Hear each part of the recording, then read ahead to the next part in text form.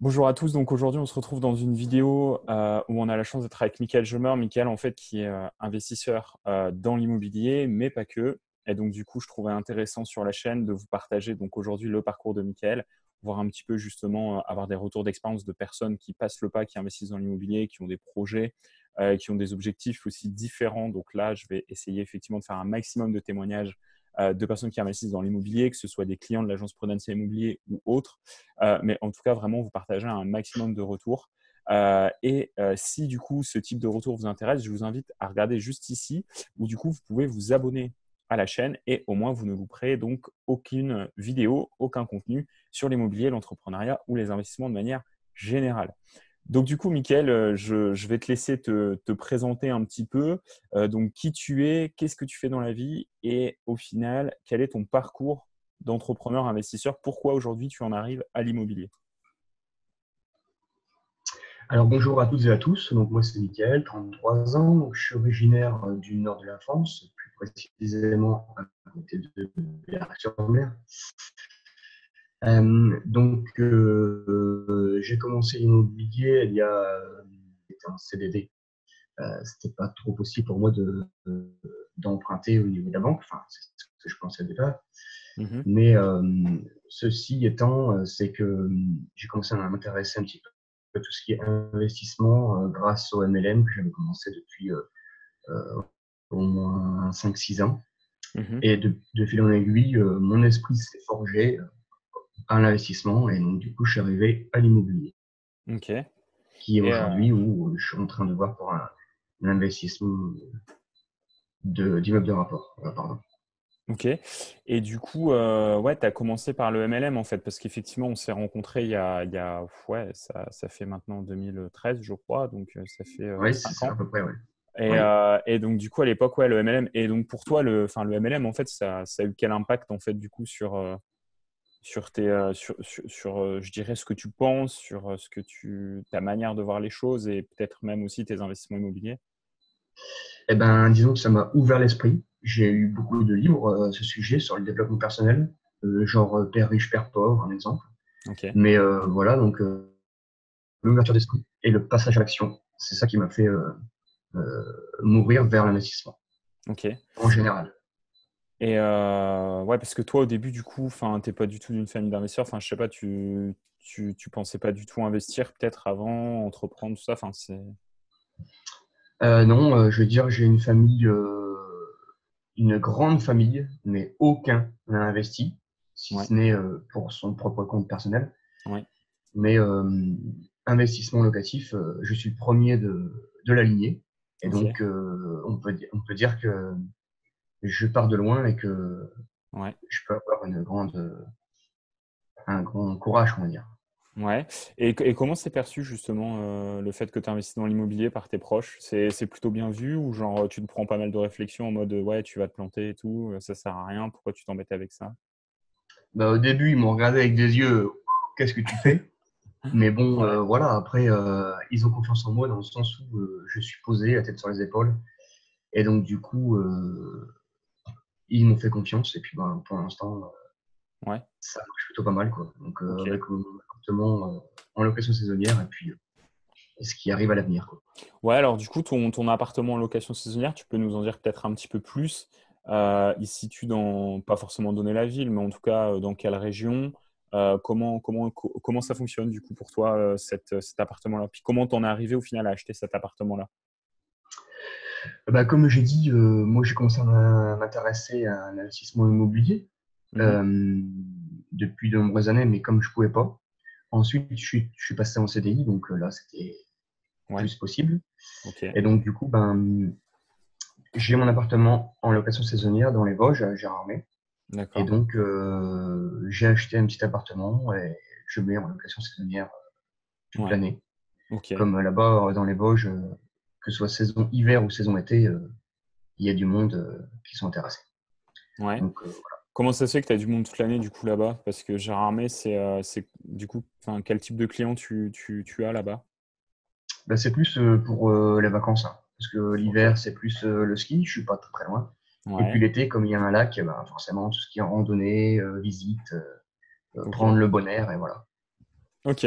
Et aujourd'hui, du coup, tes locations te permettent de rembourser ton prêt ou pas? Ouais, si, ça va, t'es à Oui, oui, l'autofinancement. oui, oui. Ok. Ok, ok. Donc, du coup, tu étais à l'autofinancement. Et là, du coup, tu t'es dit qu'il fallait que tu passes la vitesse supérieure et que tu investisses, du coup, sur un immeuble de rapport.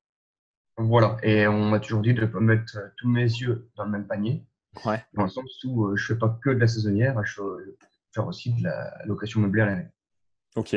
Et du coup, pourquoi l'immeuble de rapport? Pourquoi pas faire une coloc ou faire autre chose, en fait? Pourquoi t'as- Parce que ça s'est présenté à moi comme ça, et puis bah pourquoi pas après, comme je t'ai dit, diversifier les investissements et faire de la coloc, voire de la location. Ok. Bon, du coup, je connais quelques éléments du coup de cet immeuble de rapport puisqu'on travaille ensemble sur ce projet-là. Voilà, tout à Donc, fait. même si c'est Juliette donc, qui s'en occupe, puisque ton projet, justement, tu le mets dans le nord, donc c'est un projet Oui. qui sera, dans le département donc, du 59. Euh, du coup, est-ce que tu peux nous dire les chiffres un peu? Donc, c'est un projet qui représente combien? Combien tu vas gagner de loyer? Combien tu vas rembourser de prêt à peu près? Est-ce que tu as déjà des chiffres Alors oui, donc le projet, tout compris, hein, avec tous les frais, plus on a compté à peu près 10 000 euros de travaux, ça fait à peu près 217 000 euros. Pour, 217. Ok, voilà. pas mal. Donc j'ai été voir au niveau de la banque pour comment dire, une simulation. Ouais, Ça me faisait rembourser sur 20 ans 1100 euros, ok, en sachant que j'ai 2000, un petit peu plus de 2000 euros de rentrée de loyer. ça va. Donc c'est plutôt pas mal. C'est plutôt sympa. Bon, Voilà, mais du voilà. coup, ouais. Est-ce que tu penses que suite à ce projet-là, tu pourrais avoir des autres personnes de ta famille ou des amis qui pourraient être susceptibles du coup d'investir dans l'immobilier? Est-ce que tu penses que là, les gens vont se rendre compte que c'est du concret? Ou est-ce que tu penses que tu vas avoir encore une majorité de gens qui se mettent des œillères en mode ouais, mais non, mais c'est pas vrai, mais il doit sûrement y avoir quelque chose. Je Comme pense que tu le dis. déclic que Ouais. j'ai eu, je pense que le déclic que j'ai eu au niveau investissement, changement de la personnalité, ça c'est difficile pour les gens de sortir de leur zone de confort. Ça c'est Ouais. compliqué dans le sens où les personnes en général ont peur de l'inconnu. Donc là, le truc, c'est que si c'est ma famille qui ont confiance en moi, Ouais. l'inconnu sera moins inconnu. Ouais. Donc peut-être que justement, Peut-être qu'il y a des gens ça qui vont se pourra. dire pourquoi pas moi, quoi. Ouais. Voilà. Et toi, justement, ça te fait pas peur là quand même, 216 000 euros? T'as pas peur de te mettre dans le rouge pour les 20 années à venir financièrement, du coup? T'es plutôt Disons confiant, que, serein? comme l'expression dit, la peur n'évite pas le danger. Donc qu'on Ouais, ait peur ou qu'on n'ait pas peur, le danger sera toujours là. Mais ok. il faut faire confiance à soi-même. Et Hmm. moi, je me dis que j'ai confiance en moi. Ouais. Et pourquoi ça ne marcherait pas? En plus, on Voilà. t'a un petit peu rassuré aussi. Tu avais quelques questions et tout, Eh ben, mais, on a mais toujours des questions c'est au bien. final. Mais d'ailleurs, moi, si j'ai qu'un conseil à donner, enfin, puis même de la manière dont je fonctionne, si j'ai un client qui me pose pas de questions, en fait, je vais prendre peur pour lui, quoi. Limite, j'ai pas envie qu'il aille au bout, parce que je vais me dire, le mec, en fait, j'ai l'impression qu'il se rend pas compte trop dans quoi il s'engage. Et du coup, ça peut moins me faire peur parce que moi, je suis pas là pour foutre les gens dans la merde. Je suis là, effectivement, pour accompagner les gens qui ont la tête sur les épaules, etc. J'ai envie que ça se passe bien. Mon but, voilà, je sais pas, c'est genre on prend un projet, dans 3 mois, tu es propriétaire de ton immeuble, on fait une vidéo avec la bouteille de champagne pour fêter ça, tout le monde est content, ça tourne et tu vois, enfin voilà, c'est vraiment le but, quoi. Que chacun puisse dormir sur ses deux oreilles et pas effectivement qu'un mec prenne un immeuble et sache pas dans quoi il s'embarque et qu'au final, 6 mois après, il m'appelle parce que c'est la galère et qu'en fait, il s'était pas rendu compte que c'était du travail, etc. Mais Mhm. ouais, non, donc ça, c'est clair que moi, plus on me pose de questions, après, il y a questions et questions, mais en tout cas, quand on me pose des questions, j'aime bien parce que je me dis que la personne, elle est censée, elle a la tête sur les épaules et surtout qu'elle va, ouais, voilà, enfin, qu'elle est quand même investie dans ce qu'elle fait puis qu'elle comprend quand même ce qui est en train de se passer, quoi. Donc, Oui, c'est sûr. donc ça, c'est Après, moi, la banque, ils me font, on va dire, un peu plus confiance qu'une personne lambda, dans le sens où on est un fonctionnaire. Donc, ouais, c'est ouais, mon ça, entreprise, entre guillemets, elle a pas, elle a moins de ça fera chances pas de de faillite, fermer. c'est Voilà. ça. Ouais. Si tu fermes boutique, surtout dans ta profession, ouais, je pense qu'il pourrait y avoir pas mal de problèmes, ouais. Mais, Effectivement. mais Donc, du voilà, les banquiers, forcément, ils ont plus confiance en nous dans le sens où. Ok. Et concrètement, pourquoi tu as investi dans l'immobilier du coup?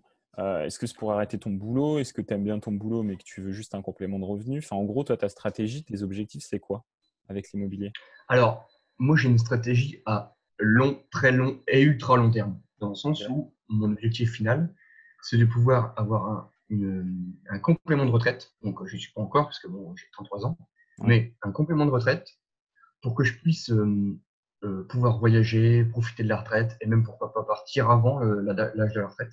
ouais, ouais, ouais. Et puis, à terme, quand je serai plus là, malheureusement, de pouvoir céder des biens immobiliers à ma descendance. Ok.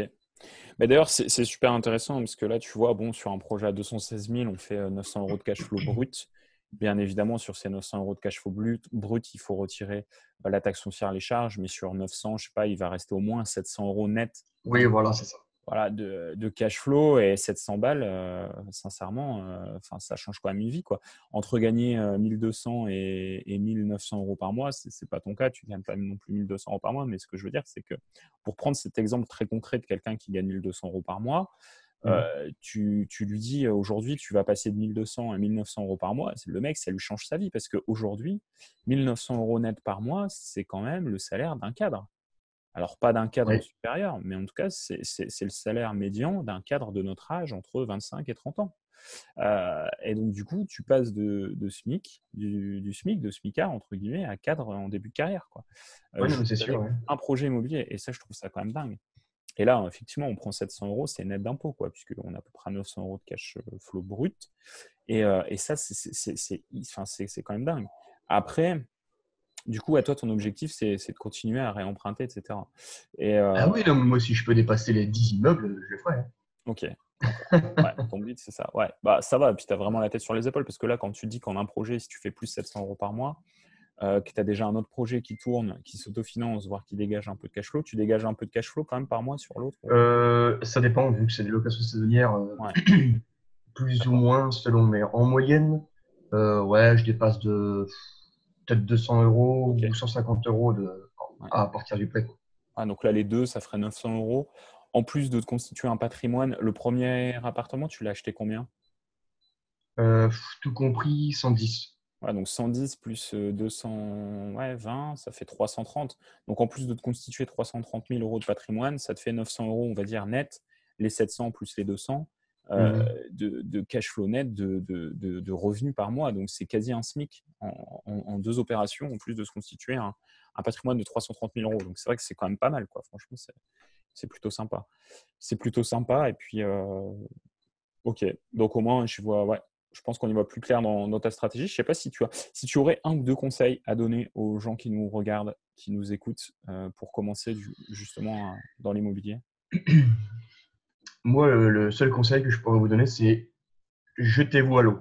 Dans le sens où, quand tu apprends à essayer de nager, ça Ouais, sert à rien de rester au bord de la piscine et puis de regarder les autres ouais. faire et ne pas faire. Donc, il faut se jeter à l'eau et puis c'est là qu'on apprend à nager. Mm. Donc, c'est le même conseil que je pourrais donner. C'est marrant parce que tu vois, on a encore fait une interview dimanche avec un entrepreneur qui s'appelle Béranger, qui a une agence de web marketing, de communication digitale. Et en fait, à chaque fois, tous les entrepreneurs, tous les investisseurs, quand je leur demande juste euh, un conseil, c'est tout le temps le passage à l'action qui revient. Et c'est marrant parce que moi, tu vois, dans la masterclass IMO, dans la formation là, que j'ai mis en place, je donne énormément d'importance au développement personnel et au passage à l'action. Parce que ce que je dis, en fait, c'est que tu as beau connaître techniquement 200% de ce qu'il faut savoir dans l'immobilier. Si tu passes pas à l'action, bah ouais, ok, tu es un érudit, tu es un maître de conférence en immobilier, mais en fait, à la fin du mois, tu es toujours à 0 € sur ton compte en banque parce que tu n'as pas passé à l'action en fait. Et, Mm. et comme tu dis, pour reprendre cette métaphore avec la natation, c'est se jeter à l'eau. Bon, bien évidemment, pas se mettre en plein milieu d'un bassin avec 50 mètres de fond quand tu sais pas nager, mais en tout cas, c'est effectivement quand même prendre un peu de risque et puis surtout être accompagné par un bon maître nageur. Oui, voilà. Bon, après, Voilà. c'était une image, hein. Ouais, c'est ça. Mais Et pour en dehors limiter. de l'aspect financier, Ouais, c'est quand même le kiff de pouvoir rencontrer de personnes ouais, du même milieu ou même ou pas. Parce que bon, ouais, ça fait rencontrer pas mal de personnes, que ce soit les locataires, que ce soit les banquiers, que ce soit ouais. voilà, n'importe quoi, quoi. C'est Et ça qui est pas mal justement, aussi. le fait je dirais, plus en plus de t'orienter vers, comme ça, je dirais, un profil d'investisseur, d'entrepreneur, est-ce que ça te coupe pas d'une certaine partie de la population? Est-ce que tu te sens pas un peu tout seul? Est-ce que tu as pas l'impression que les gens ne comprennent pas trop autour de toi? Ou alors est-ce que ça va, tu arrives à faire un peu de pédagogie, puis tu arrives à faire la distinction entre ton côté entrepreneur investisseur et je dirais ta vie de tous les jours? Ben, moi, je n'ai jamais préoccupé de ce que les gens pensaient de moi, donc au final, je m'en fous.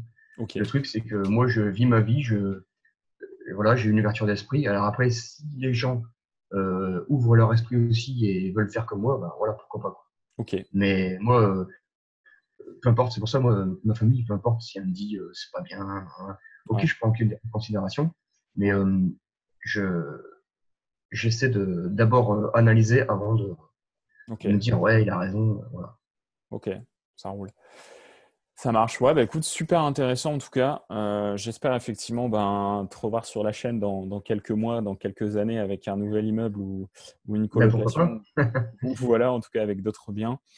J'espère que vous là, justement, qui nous regardez, aujourd'hui dans cette vidéo, bah, le témoignage de Mickaël vous permet vraiment de voir en fait concrètement ce qu'il est possible de faire, en moins de 2 ans. Parce que si je dis pas de bêtises, ton appartement en location Airbnb, tu l'as acheté il y a moins d'un an, je crois, non? 1 an ou 2?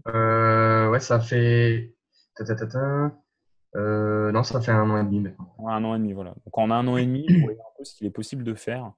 Nickel, ouais, je sais pas, en revenu, tu es quoi? Tu es entre 1 800 et 2 000, je crois, par mois, non? À peu près. Pour de quoi? En revenu mensuel, salarié, en fait, en revenu de ton travail. Ah oui, ouais, je suis à 2000 minimum sans les primes. OK.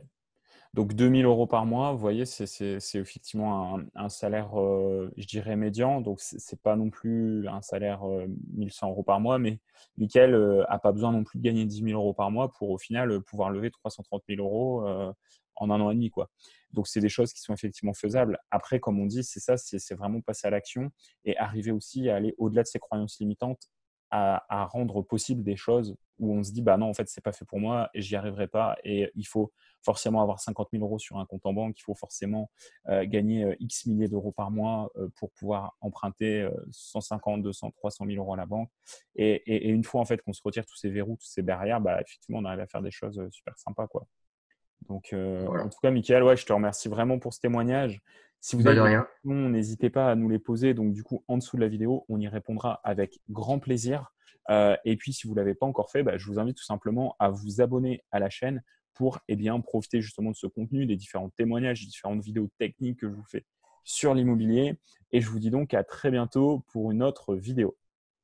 Salut, allez, passe à l'action.